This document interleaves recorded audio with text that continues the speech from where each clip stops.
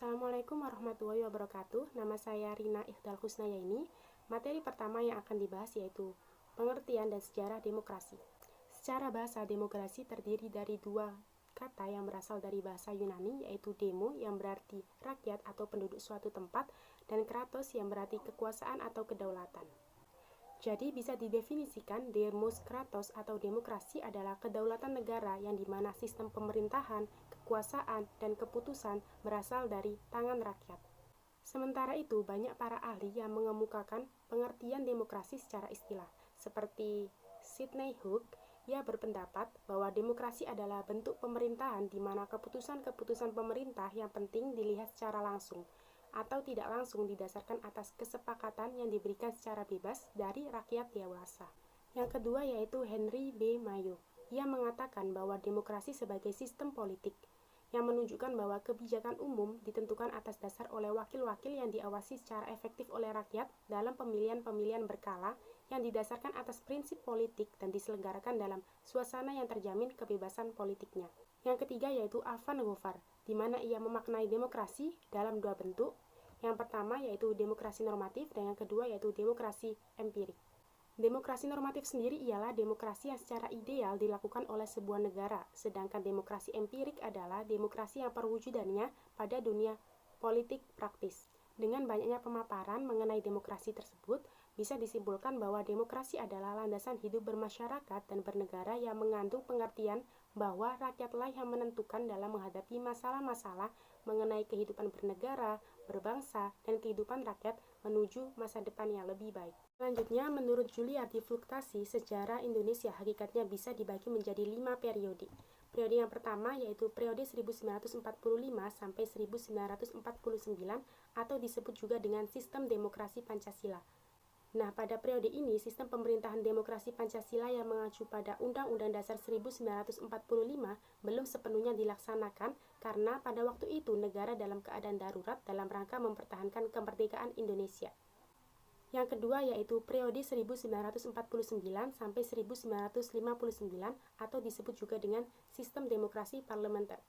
Pada periode ini terjadi 2 kali pergantian Undang-Undang Dasar dan bentuk negara Indonesia berubah dari negara kesatuan menjadi negara serikat. Yang selanjutnya yaitu periode 1959 sampai 1965 atau disebut juga dengan sistem demokrasi terpimpin. Sistem demokrasi terpimpin merupakan sistem demokrasi yang seluruh keputusan serta pemikiran berpusat pada pemimpin negara.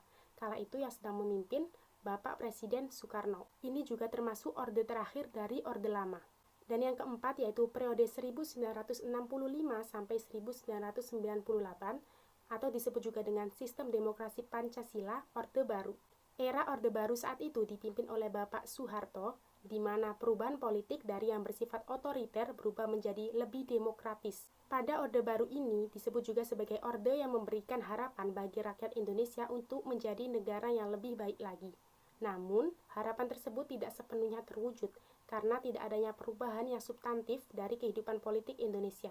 Bahkan saat itu, negara Indonesia mengalami krisis multidimensi yang diawali krisis moneter yang tidak kunjung reda.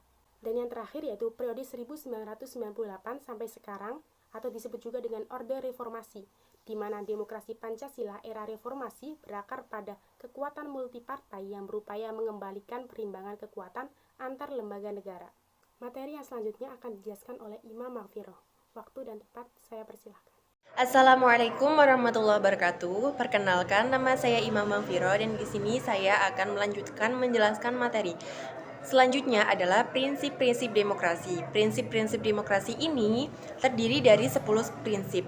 Yang pertama adalah adanya pembagian kekuasaan, yang kedua adanya pemilihan umum yang bebas, yang ketiga adanya manajemen yang terbuka, yang keempat adanya kebebasan individu, yang kelima adanya peradilan yang bebas, yang keenam adanya pengakuan hak minoritas, yang ketujuh adanya pemerintahan yang berdasarkan hukum, yang kedelapan adanya pers yang bebas, yang kesembilan adanya beberapa partai politik, dan yang terakhir adalah nomor 10 adanya musyawarah.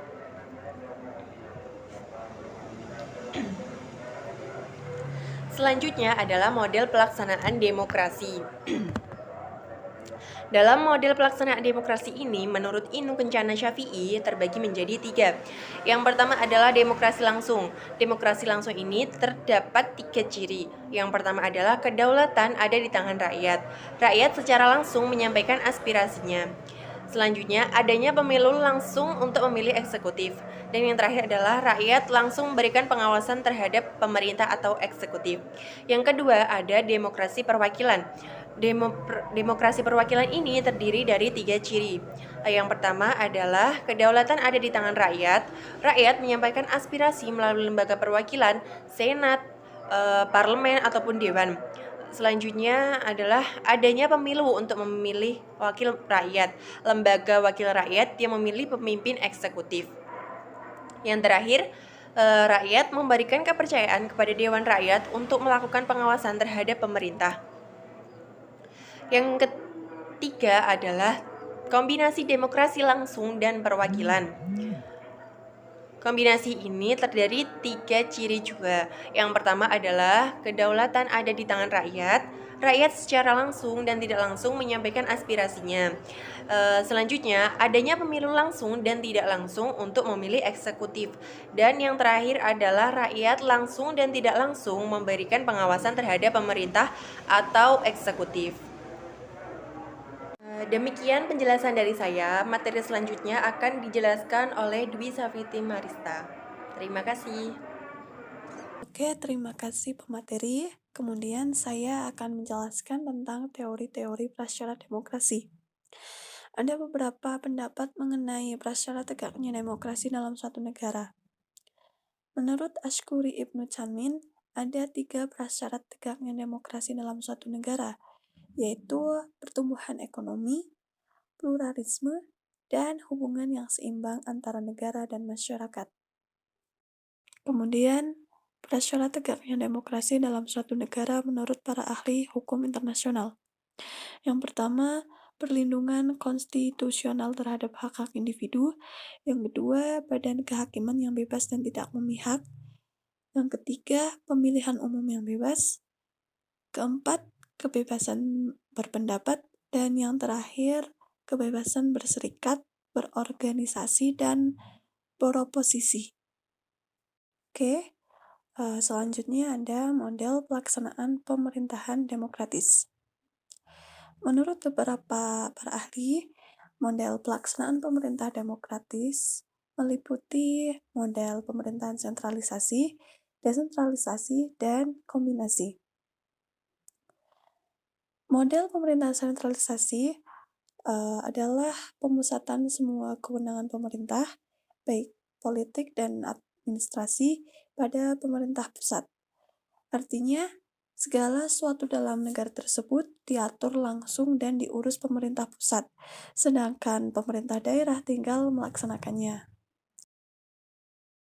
Nah, kedua, yaitu pemerintahan desentralisasi. Secara etimologis, istilah desentralisasi berasal dari bahasa Belanda, yaitu de yang berarti lepas, dan sentrum yang berarti pusat. Dalam Undang-Undang Nomor 5 Tahun 1974 tentang pokok pemerintahan di daerah, desentralisasi adalah penyerahan urusan pemerintah dari pemerintah atau daerah tingkat atasnya kepada daerah menjadi urusan rumah tangganya. Dalam sistem desentralisasi, pemerintah pusat memberikan wewenang kepada pemerintah daerah untuk menyelenggarakan pembangunan. Kemudian yang terakhir yaitu pemerintahan kombinasi.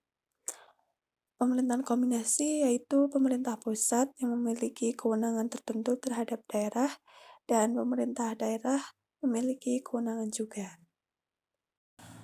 Oke, terima kasih atas waktunya.